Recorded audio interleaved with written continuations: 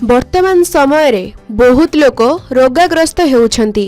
आजिकाली जहाकू देखिबे तार किछि ना किछि रोग निहाती थिबो। रोग को अनेक उपाय रे भलो करा जाए। जदि आम देह सबु बेले खराब हेउची ताहाले दिनकु दिन दुर्बल होई जिबा।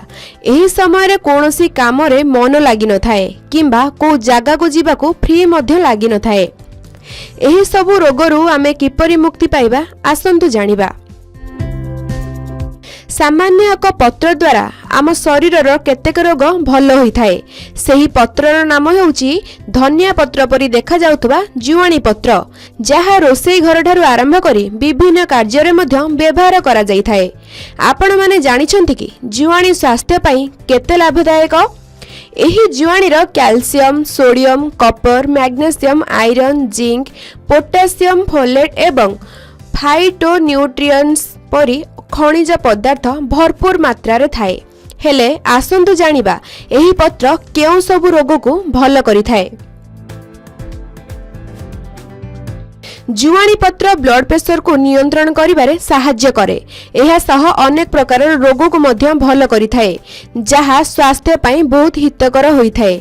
आपण जुआणी, अदा एवं टमाटो को एक ग्लास पानी रे फुटाई सेथिरे अल्प लूण पकाई ताकू छांकी रखंतु। सेथिरे अल्प लेंबू मिसाई पियंतु, जहा शरीर पई बेस लाभदायक होई थाए।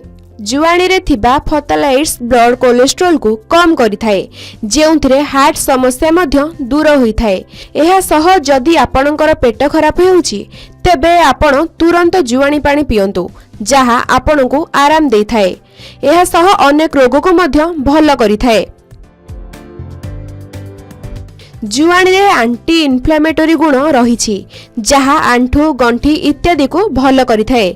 आपण एहा को नियमित भाबरे व्यवहार कले अनेक प्रकार रोगरु मुक्ति पाई परिबे। एहा सह आपण को जदि ठंडा, काश इत्यादि हेउछि ताहाले एहा को मध्य खाई परिबे। एथिरे बहुत औषधीय गुण रहिछि। जुआणी खाइबा द्वारा साइड इफेक्ट मध्य पड़ी न थाए। ब्यूरो रिपोर्ट, के न्यूज ओडिशा।